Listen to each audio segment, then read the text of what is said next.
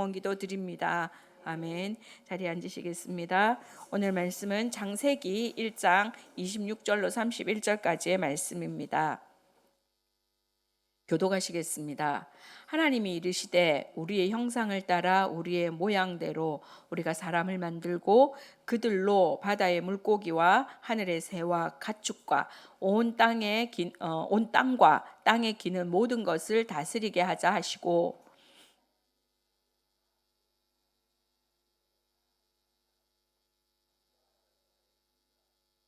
하나님이 그들에게 복을 주시며 하나님이 그들에게 이르시되 생육하고 번성하여 땅에 충만하라. 땅을 정복하라. 바다의 물고기와 하늘의 새와 땅에 움직이는 모든 생물을 다스리라 하시니라.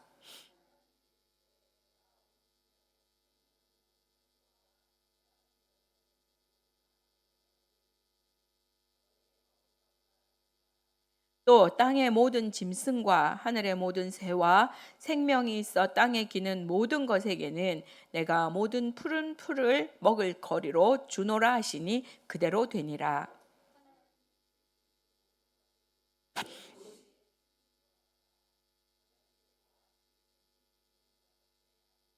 아멘. 예, 소선지서를 다 이제 마치고 나서 어디로 갈까? 어디로 갈까? 고민하다가 처음으로 가보자. 처음으로 가보자. 자, 우리 사람들은 그 천지 창조에 참 관심이 많습니다.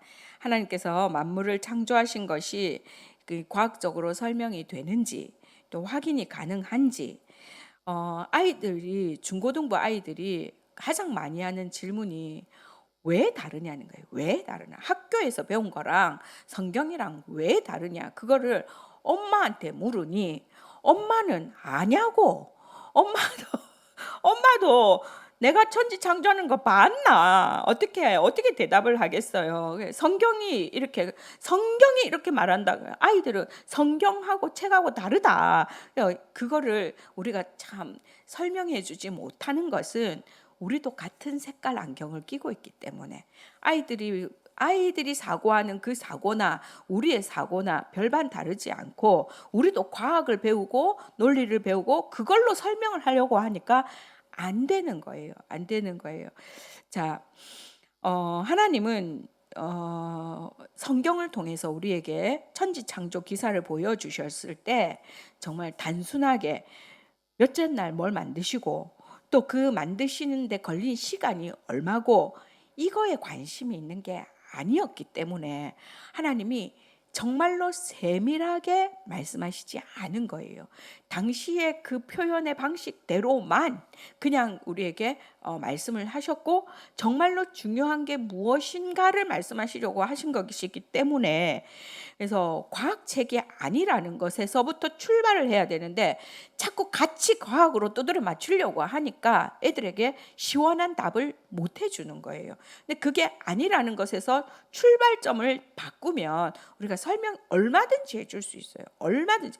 왜? 하나님이 천지를 창조하셨다 해서 시작돼야 되는데 언제? 그래서 며칠 날 이게 지금 꼬인 거예요. 그 꼬인 거를 우리가 풀어줘야 돼요. 성경은 근본적으로 하나님과 인간과의 관계를 다루는 책이에요.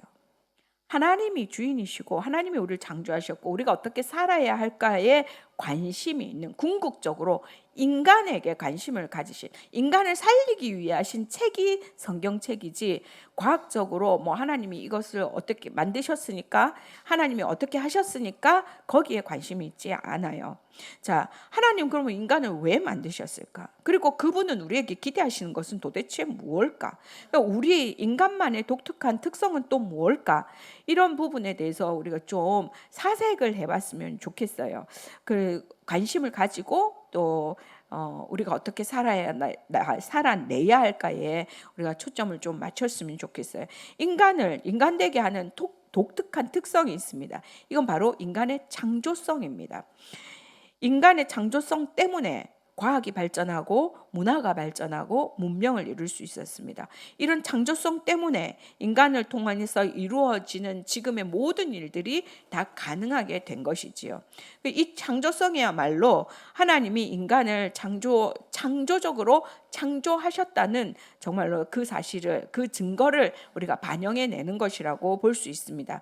하나님께서 인간을 만드시고 인간에게 가장 먼저 주신 과제가 뭐냐면, 오늘 말씀 보면 창세기 2장 19절 말씀 한번 다 같이 읽겠습니다. 시작.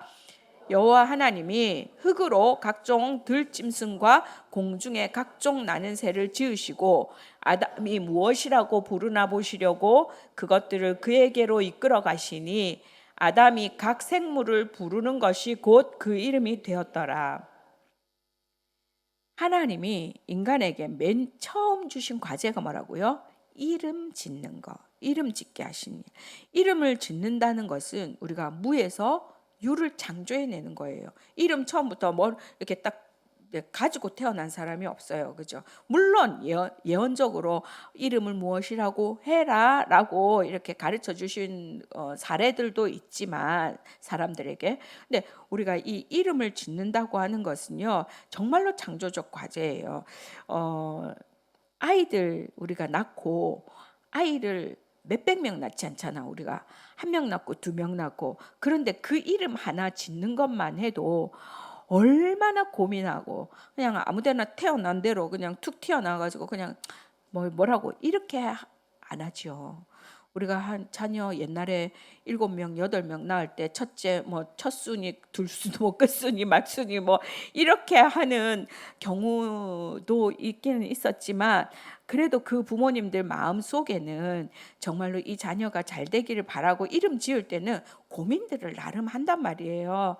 자, 그런데 우리가 그 아이의 이름 하나 짓는 것만 해도 머리가 아픈데, 천지 만물을 주시면서 이거 다 이름 지으라고 했을 때 그 아담이 참 고민이 많았을 것 같아요. 우리도 지금 우리가 자연스럽게 부르고 있는, 다 알고 있는 그 이름들을 대할 때 누가 왜 어떤 이유에서 이걸 그렇게 이름 지었을까라고 생각해 보면 참 이 보통 일이 아니에요. 그죠? 하나님이 우리에게 주신 그 창조적 과제가 바로 이름 짓는 건데, 이름을 지을 때는 그것에 맞는 무언가를 고민하고 이것이 어떤 특징을 가지고 있고 어떻게 되기를 바라고 이런 것들을 가지고 지었다는 거예요. 그래서 창조라고 하는 것은 정말로 고민스러운 거예요. 그죠? 그리고 고통스럽기도 합니다. 그러나 거기에는 기쁨도 있고 감격도 있지요. 무언가 누군가를 이렇게 우리가 낳았을 때 그 이름을 짓는 거, 이건 참 고민이 많이 되잖아요. 우리가 인간에게 주어진 그 창조적 과제 가운데도 가장 큰 과제는 바로 우리가 인생을 살아내는 거예요. 우리의 인생 살아봤어요? 내일을 살아봤어요? 안 살아봤어요. 안 살아본 것을 살아봐야 돼. 이것이 얼마나 창조적인 일인지 해본 것이 아니에요. 누구에게나 내일은 다 새로워요. 어제는 이미 지나갔어요. 오늘을 우리가 맞아서 살아요. 오늘 주신 이 하루가 얼마나 큰 축복인지. 누구에게는 오늘이 없이 어제 간 사람은 오늘을 못 맞았잖아. 우리에게는 이 오늘 맞는 이 하루가 얼마나 큰 날이고 얼마나 큰 선물이고 얼마나 큰 간격인지 몰라요. 근데 이 하루하루를 살아내는 것 자체가 정말로 창조적인 과제라는 거예요. 하나님이 우리에게 이 하루하루를 주실 때 어떤 기대를 하고 계실까요? 어떤 기대를? 첫 번째는 하나님의 그 설계를 실현해내는 삶을 살기를 바라십니다. 자, 하나님이 창조하실 때요, 그냥 막 아무 때나 주먹국으로 창조하신 게 아니라는 것 정도는 알겠죠. 우리가 이 그 먹이 사슬 이런 거 자연 그런 걸로 또 설명을 하다 보면 아주 복잡해지는데, 일단 우리가 그냥 창조 6일 동안 창조하셨죠. 6일 동안 창조하신 것을 두 줄로 그냥 쫙 나눠서 1, 2, 3, 4, 5, 6 이렇게 놓고 보면, 첫째 날 우리가 빛을 지으셨잖아요. 빛을 지으시고 이 첫째 날과 짝이 되는 넷째 날에 이 빛을 이용해서 해와 달과 별들을 지으셨습니다.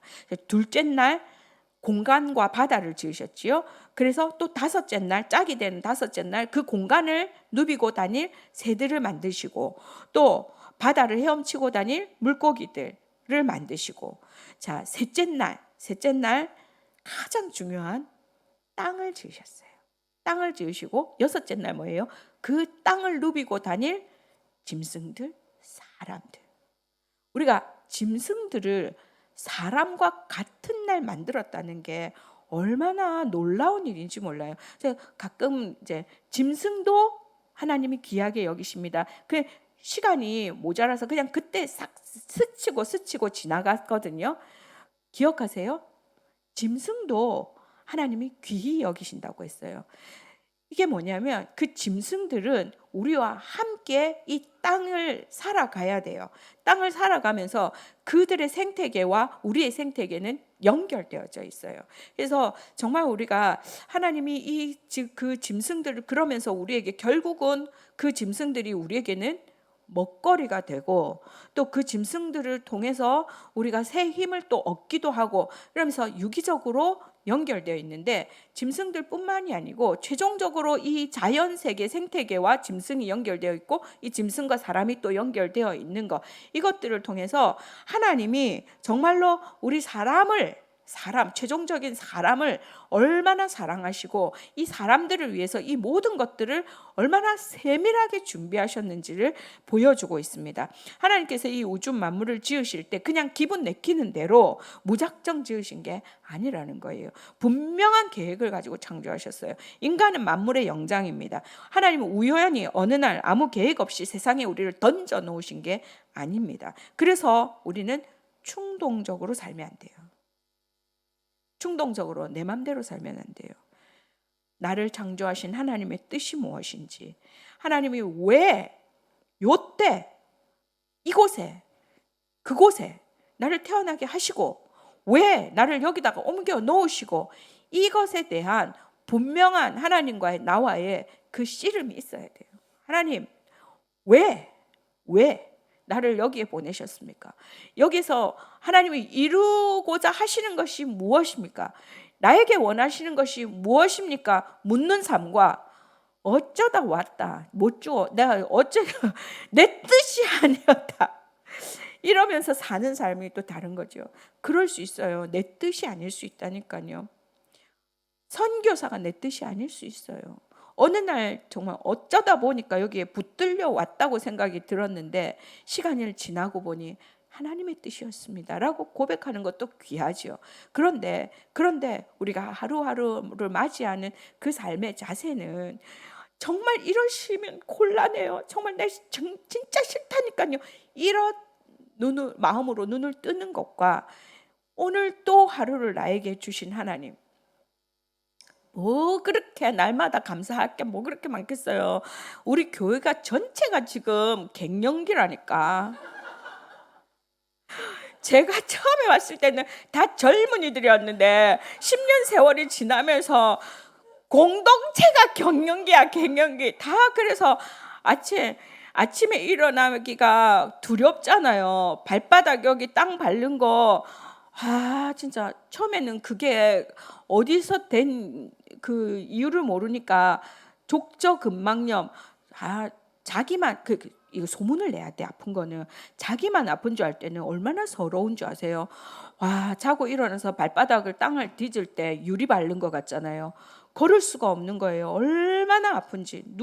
멀쩡한데 누구한테 말을 해? 아보다 깨병 같지. 그러니까 보니까 천지더라고. 천지야. 밤에 자다가 갑자기 열이 훅 올라가지고 이거 더워서 막 잠이 안 오는 거지. 에어컨 틀고 선풍기 틀고 난리 쇼를 하고 부채질하고 그러다 보면 또 이제 그 열이 싹 식으면서 한기가 쫙 와갖고 추우면 또 장판 틀고 이불 뚫뚫 말고, 그런 또라이가 없는데 그걸 어디다 말을 하겠어요. 근데 뭐 아침에 일어나서 주신 하나님께 감사를 하겠어요. 그런데 그마저도 우리가 살아가는 과정이에요. 좀 지나면요 괜찮아지더라고요. 괜찮아져요. 이제 발바닥 멀쩡하게 돌아다니잖아요. 발바닥 멀쩡하게 돌아다니고 대신 살도 좀 찌고. 근데 살찌니까 또 좋은 것도 있어요. 남들은 뭐 살쪘다고 뭐라 하지만 살찌니까 주름도 펴지고 좋다니까. 힘도 생기고 좋다니까. 누가 지금 저를 보면서 아이고 목사님은 힘이 없어서 어떻게 이런 사람 없잖아. 아주 씩씩해 보이잖아요. 좋은 거예요. 괜찮아요. 좀 나이 들어서 좀 넉넉해 보여도 괜찮아요. 속은 안 넉넉할 값에 그래도 넉넉해 보이는 게 좋지. 자, 마음 자세의 문제예요. 너도 죽겠고 나도 죽겠어요. 우리가 서로 몰라서 그렇지 뭐 그렇게 날마다 살만 나는 사람은 없어요. 그럼에도 불구하고 오늘 나에게 주신 이 생명이 오늘을 간 그 사람에게 얼마나 소중했나 생각해 보면 불평할 수 없어요. 아파 죽겠는 사람을 보면서 아이고 내가 더 아프다 그렇게 말할 수 없어요. 우리가 생각을 좀 바꾸면 나의 현실 가운데서도 얼마든지 감사하게 행복하게 살 수 있습니다.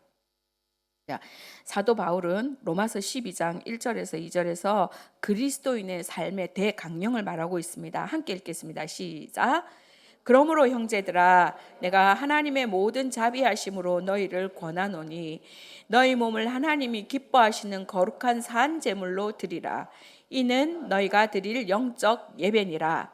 너희는 이 세대를 본받지 말고 오직 마음을 새롭게 함으로 변화를 받아 하나님의 선하시고 기뻐하시고 온전한 뜻이 무엇인지 분별하도록 하라.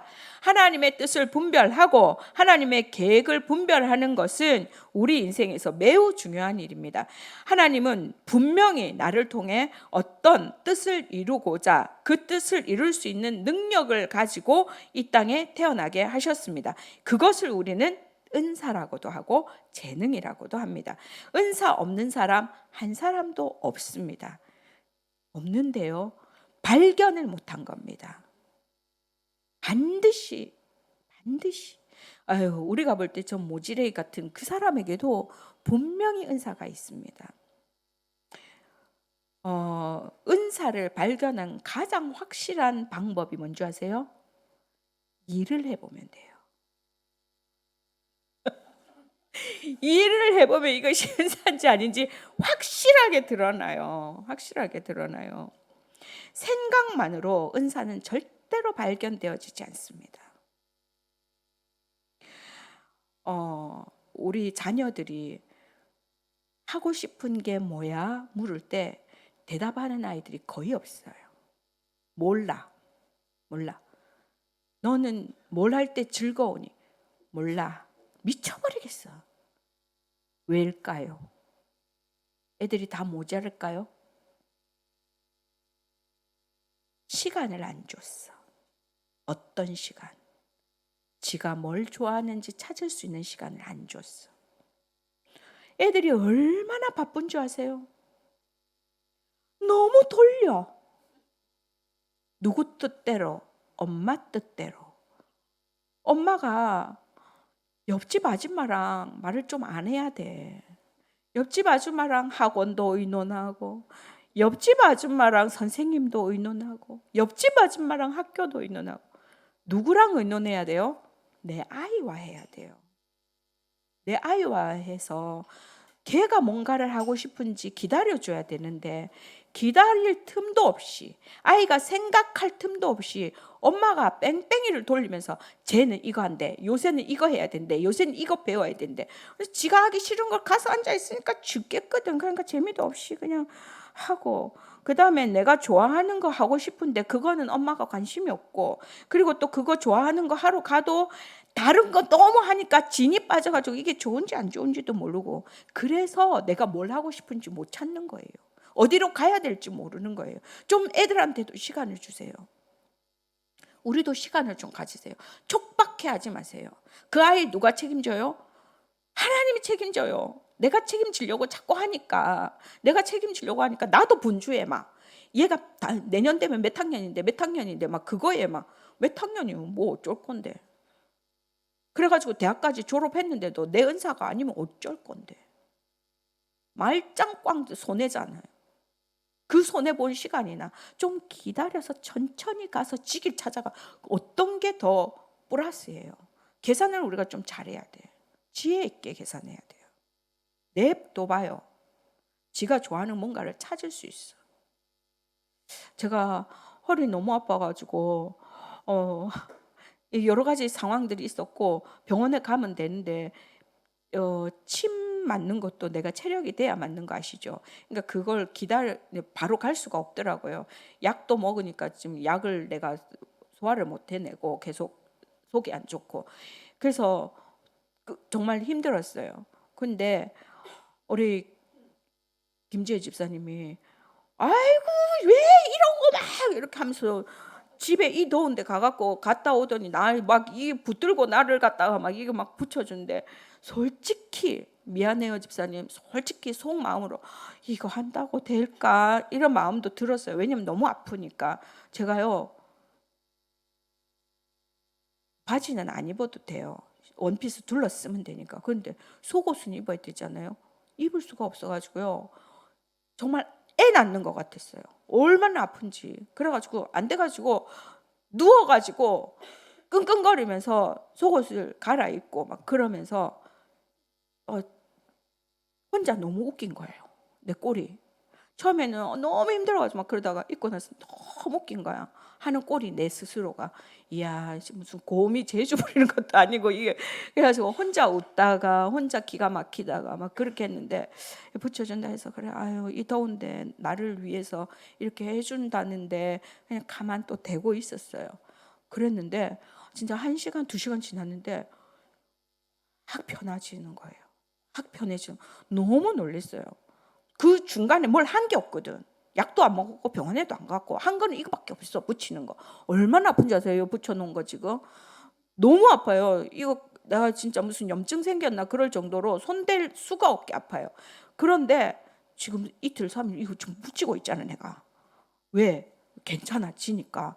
그래서 그런데 집사님이 뭐라고 말했냐면 제가 이렇게 몇 분을 해드렸는데 저한테 은사가 있는 것 같다고 말했어요. 그래서 제가 말할게요. 은사 맞다. 은사 맞다. 은사의 시작은요. 기쁨으로 해보는 거예요. 해보는 데서 이게 은사인지 아닌지 알 수 있다니까요. 생각만 가지고 저거 아픈데 여기 붙이면 낫는데 이랬으면 그 사람이 낫는지 안 낫는지 몰라요. 해봐야 되는 거예요.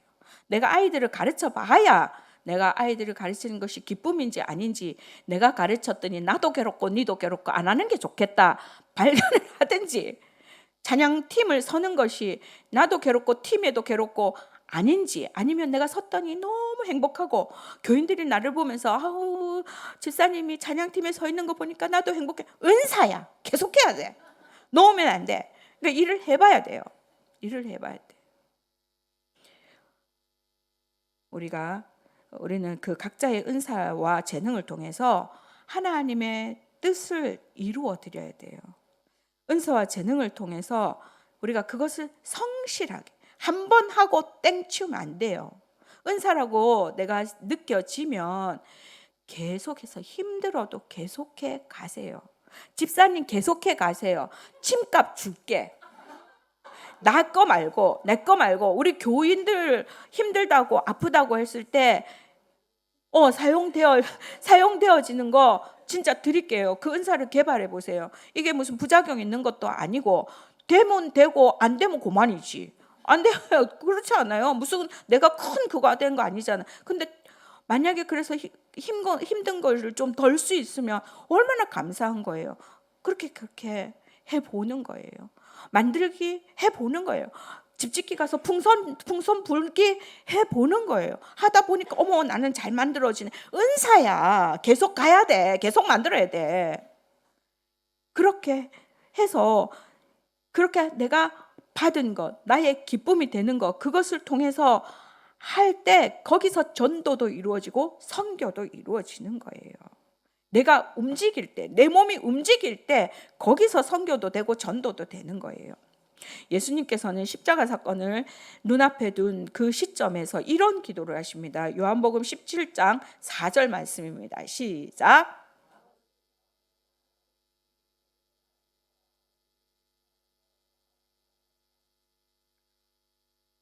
마지막이에요. 마지막. 우리의 임기가 직장에서 우리의 임기가 언제 끝날지 모르죠. 오늘 그만두라 하면 그만둬야 되는 거지. 우리가 계획한다고 되는 게 아니잖아요. 우리 인생이 임기를 마치는 날이 있어요. 부르시면 가야지. 못 간다고 전해라. 그렇게 한다고 못 가는 게 아니잖아요. 가야 돼. 그날 하나님께서 나에게 주신 은사와 재능을 통해서 하나님께서 나에게 하라고 하신 일을 나 열심히 했습니다. 모든 것이 하나님의 은혜입니다. 나를 통해 하나님 영광 받으시옵소서. 이것이 우리의 마지막 이야기가 될 수 있기를 소망합니다. 우리 모두가, 저와 여러분이 마지막 날에 하나님 주신 은사 통해서, 재능 통해서 내가 이렇게 하나님의 영광을 드러냈어요. 하라고 하는 거 다 했어요. 제가 할 수 있는 한 최선을 다해서 했어요. 다 하나님이 나에게 주신 은혜입니다. 하나님 영광 받으세요. 그러고 갈 수 있으면 무슨 한이 있겠어요? 그러고 갈 수 있으면 우리의 자손들이 우리를 볼 때 얼마나 자랑스럽게 여기겠어요? 하나님은 인간에게 어떤 기대를 하시면서 또 인간을 만드셨을지, 두 번째, 하나님의 형상을 닮아가는 삶을 사는 것입니다. 본문 26절, 27절 우리가 다시 한 번 더 보겠습니다. 시작.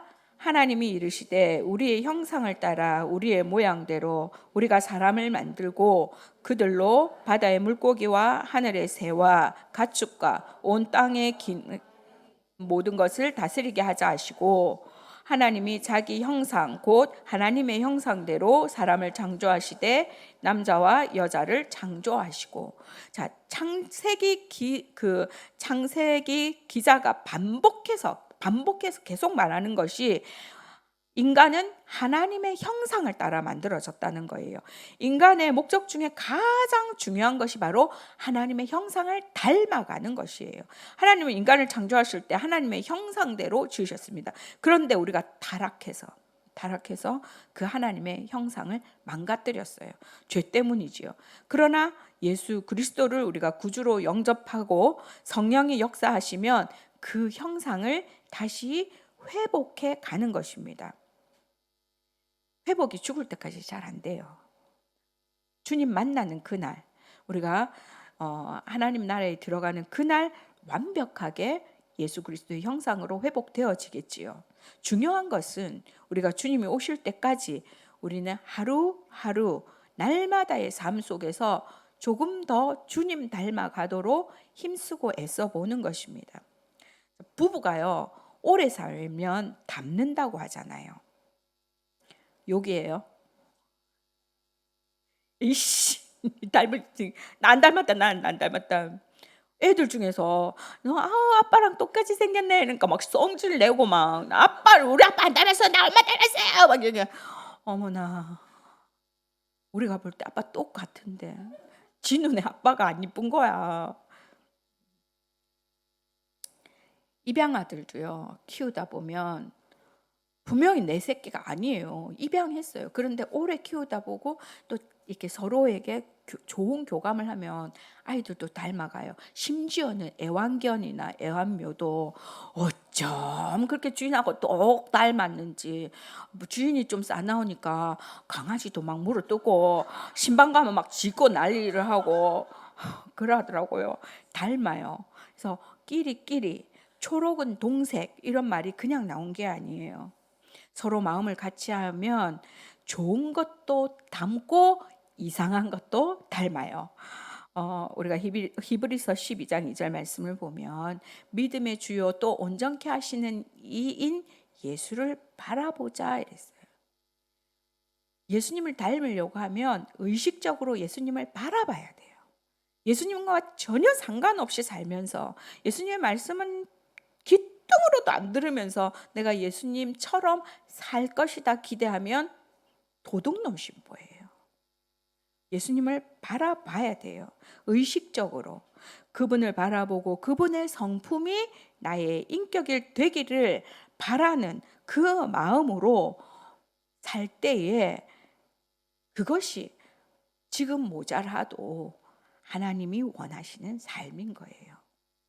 완전한 인간이 어디 있어요? 좋은 사람 어디 있어요?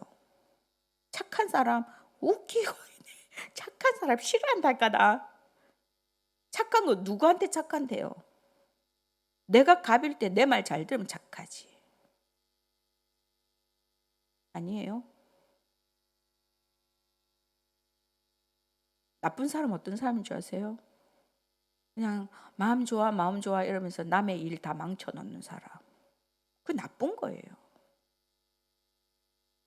아니요라고 분명히 꺼서 내 속은 뒤집어지지만 일이 일 되게 하면 그 공동체에는 그 사람이 필요한 사람이에요. 그렇다고 또 너무 아니요 막 하면서 이 사람도 쑤시고 저 사람 쑤시고 그렇게 하지 말고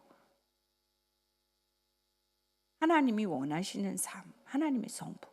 우리 다 뭐가 낫다니까요. 자라면서 하나님이 태어나게 할 때는 그렇게 안 태어나게 했을 것 같아요. 근데 우리가 자라면서 이런 상처받고 저런 상처받고 하면서 삐죽 튀어나오기도 하고 푹 들어가기도 하고 이 둥글둥글해야 되는데 튀어나온 걸로 찌르고 푹 들어간 걸로 기죽어가지고 날마다 나는 아무것도 할 수 없다 요딴 소리 하고 그거를요 깎기도 하고 채우기도 하고 그리스도 안에서 하나님의 말씀으로 회복시켜 가야 돼요.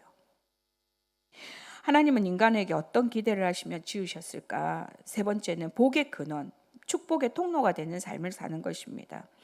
창세기 1장 28절 하나님이 그들에게 복을 주시며 하나님이 그들에게 이르시되 생육하고 번성하여 땅에 충만하라 땅을 정복하라 바다의 물고기와 하늘의 새와 땅에 움직이는 모든 생물을 다스리라 하시니라. 하나님이 인간을 창조하시고 가장 먼저 하신 일은 축복하는 것이었어요. 그리고 생육하고 번성하라고 말씀하십니다. 자자손손 복을 이어가라는 거예요. 내가 너 복 준다. 그리고 생육하고 번성해라. 그리고 거기서 그치지 않고 뭐예요? 땅에 충만해라. 땅을 정복해라. 받은 복으로 땅을 채우라는 거예요. 내가 받은 것에서 멈추지 말고 네가 복의 통로로 서가라는 거예요. 이 말씀은 나중에 아브라함을 부르실 때 분명하게 드러납니다. 창세기 12장 2절 말씀을 보면 내가 너로 큰 민족을 이루고 내게 복을 주어 내 이름을 장대하게 하리니 너는 복이 될지라. 우리는 바람처럼 왔다가 이슬처럼 살 수는 없습니다. 내가 산 흔적일랑 남겨둬야 됩니다. 이 지금 웃는 분들은 이 노래를 아시는 분이고 뭐라는 거야 이런 분들은 노래를 모르시는 분이에요. 그래요. 바람처럼 왔다가 이슬처럼 갈 수는 없잖아요. 내가 산 흔적은 남겨야 되는데 그 흔적이 뭐라고요? 축복이라는 거예요. 돈을 남겨라? 택도 없는 소리. 명예를? 언제 명예? 축복을 남기라는 거예요. 요한복음 17장 18절 말씀 아버지께서 나를 세상에 보내신 것 같이 나도 그들을 세상에 보내었고 예수님께서 제자들에게 하신 말씀이에요. 하나님이 우리를 부르실 때 내가 너를 축복한다. 그런데 그 복으로 너만 잘 먹고 잘 사는 게 아니라 너희 자손들에게 남기고 세상 속에 흘러가게 해라. 역사 속에 남겨라. 이것이 하나님의 뜻인 거예요. 우리가 하나님의 뜻을 따라서 살 때에 전도도 되고 선교도 되는 겁니다. 하나님은 타락한 인간을 책망하시고 징계하셨지만 끝까지 포기하지 않습니다. 창세기 5장 2절 말씀에 남자와 여자를 창조하셨고 그들이 창조하던 날에 하나님이 그들에게 복을 주시고 그들의 이름을 사람이라 일컬었더라. 이 말씀을 하신 때는 아담과 하와가 에덴 동산에서 쫓겨나가지고 지금 중리산이 하는 때예요. 그러면서 벌써 이제 이미 창세기 5장 되면요 인류가 다 형성됐어요. 그리고 문명이 발전합니다. 보면 직업들이 막 나오거든요. 그런데 왜 갑자기 느닷없이 갑자기 또 이 지금 문명을 이루고 잘 살고 있는 이때에 그 아담 천지 창조를 왜 들먹이실까? 너희가 낳고 그 지금 5장 그 근간에 보면 낳고 누구를 낳고 죽고 막 나와요. 낳고 죽고 살고 죽고 막 이렇게 왔다 갔다 하는 것 그런 것 같지만 내가 처음 인간을 만들었을 때 내 뜻은 너에게 복 주는 거였다. 그리고 복을 누리고 그 복으로 충만하게 하는 것이었다. 나는 그 사실을 잊지 않았다. 하나님이 지금 이 죄가 많고 어쩌고 저쩌고 해도 나는 너희에게 복 주는 것을 잊지 않았다. 너희도 잊지 마라 이 말이에요. 잊지 마라. 창세기 6장은 노아 홍수 심판에 대한 이야기입니다. 노아 시대 사람들은 그 죄악이 너무 관연해서 너무 가득 차서 심판을 피할 수 없었습니다. 그래서 홍수로 온 세상이 물에 푹 잠깁니다. 죄의 값은 사망입니다. 사람은 잘 바뀌지 않는다고 말씀드렸죠. 어떻게 하면 바뀐다고요? 죽었다 살아나면 바뀐다고. 홍수로 세상이 푹 잠겼어요. 창세기 9장의 홍수가 끝납니다. 새로운 하늘, 새로운 땅, 새로운 세상이 시작되었습니다. 이 시점에 하나님이 또 말씀하십니다. 창세기 9장 1절에 하나님이 노아와 그 아들들에게 복을 주시며 그들에게 이르시되 생육하고 번성하여 땅에 충만하라. 하나님 다시 이 지금 죽었다 살아난 이들에게 하시는 말씀입니다. 하나님은 우리에게 복을 주시는 데서 지치시지도 않아요. 죄가 가득해서 물에 푹 담글 수밖에 없었던 인간들을 향해서 또다시 복을 주신다고, 생육하고 번성하라고, 땅에 충만하라고 그렇게 말씀하십니다. 우리는 저주받기 위해 태어난 인생이 아니에요. 복받기 위해서 태어난 인생이에요. 되는 대로 그냥 멋죽어서 살면 안 돼요. 그것은 하나님 뜻이 아니에요. 홍수가 그치고 방주가 최종 어디에 머물렀는지 아십니까? 방주가 어머 답을 보여줘 버렸네. 방주가 어디에 머물렀다고요? 아라라산. 아라라산이요. 해발 5,000m 높은 꼭대기입니다. 거기에서 방주의 문이 열렸습니다. 저는 개인적으로 창세기를 읽으면서 가장 감격스러운 장면입니다. 전 여기 볼 때마다 너무너무 좋아요. 너무너무 감격스러워요. 하나님이 왜 산 꼭대기에 꺼내 놓으셨을까? 기름진 평야, 넓은 땅, 지금 아무도 없는데 이거 내 거 찌뽕하면 다 되는데 그 땅에 안 하시고 왜 그 산 꼭대기에? 홍수가 끝나고 평지에 방주가 열렸으면요 뭐만 있어요? 시체만 있어요. 기가 막힐 거 아니에요. 무슨 사이코패스 아닌 다음에는 그거 보고 어떻게 제정신 차리고 살겠어요? 잠이 오겠어요? 기가 막힐 거예요. 어떻게 보면 막 방주 처음에 문 닫히고 물이 막 치고 할 때 사람들이 막 두드렸을 거 아니에요. 나도 태워줘, 나도 태워줘. 그런데 태울 수 있어요, 없어요? 못 태워요. 문을 누가 닫았어요? 하나님이 닫으셨어요. 하나님이 닫으시면 열 수 있는 사람이 없어요. 그랬을 때 그 소리가 밤새 두고두고 나는 그 두드리는 소리가 들렸을 것 같아. 그러니까 어떻게 보면 이 트라우마로 술 안 먹고는 안 됐을지도 모르겠어. 노아가 나중에 술 취해가지고 하는 걸 보면 왜 그랬을까? 아마도 그 아픔 있지 않았을까 싶기도 해요. 자, 산 꼭대기에서는 뭐가 보일까요? 산 꼭대기에서는 5,000m라니까 해발 5,000m 뭐가 보였겠어요? 하나님이 다스리시는 세상이 보이는 거예요. 하나님이 다스리는 세상. 장차 노아와 그의 가족들이 다스릴 새로운 세상. 그 새로운 세상이 눈앞에 쫙 펼쳐져 있는 거예요. 하나님의 눈으로 세상을 보게 하시는 거예요. 하나님 말씀하십니다. 하나님이 노아와 아들들에게 복을 주시며 그들에게 이르시되 생육하고 번성하여 땅에 충만하라. 다 네 거다. 다 네 거다. 다 네가 다스려야 된다. 너에게 이 땅을 다스릴 복을 내가 줄 것이다. 생육하고 번성하고 충만해라. 아담이 태어나 보니까 그냥 이거 다 내 거네. 내가 다스릴 세상이네. 하셨을 때 그 감격하고 비교할 수 없는. 그때는 아무도 없는 데서 그냥 하나님 만드셨고 다 내 거라 하니까 그것과 죽었다 지금 살아나가지고 보니까 이걸 다 하나님의 눈으로 보는 이것이 내가 다스릴 세상이라고 하는 것, 그 감격이 같으세요? 아직도 감격이 없으면 티야.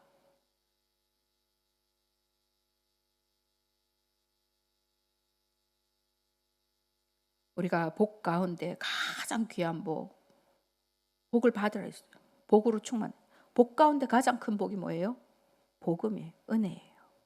하나님이 나를 위해 독생자를 보내시고 나의 죄를 다 사해 주시고 영원한 생명을 약속하셨다는 복보다 더 큰 복은 없어요. 그러면 그 복을 흘러보내는 나누는 가장 좋은 방법은 뭐예요? 복음 전하는 거예요. 고통받는 이웃들, 삶의 이유를 모르고 방황하는 이웃들, 하나님의 이름을 알지도 못하고 죽어가는 저 열방에 우리가 복음을 전하는 것이 가장 귀하게 사는 겁니다. 오늘도 저와 여러분이 그 복을 정말로 하나님의 은혜인 줄 알고 나에게 이 복음을 알게 하시고 믿음을 주신 하나님께 감사하면서 그것을 감격에 겨워서 전하지 않고는 베길 수 없는 복이 저와 여러분에게 가득하기를 주님의 이름으로 축원합니다. 기도하시겠습니다. 아버지 하나님, 복을 누리고 나누고 이렇게 살라고 하셨습니다. 생육하고 번성하여 땅에 충만하라고 하셨습니다. 아버지 하나님, 나 하나 먹고 사는 데서 전전긍긍하고 오늘을 왜 사나, 그저 눈 감아서 안 떴으면 좋겠는데 그런 마음으로 살고 있지는 않습니까? 삶이 고통스러워도 이것이 우리에게 주신 복이고 축복인 줄 알아서 아버지 하나님, 나에게 주신 그 하나님의 귀한 생명을 아버지 하나님 누리고 또 나누고 전할 수 있는 우리 모두 되게 하여 주옵소서. 감사드리며 예수님의 이름으로 기도합니다. 우리 자리에 나서 함께 찬양하겠습니다.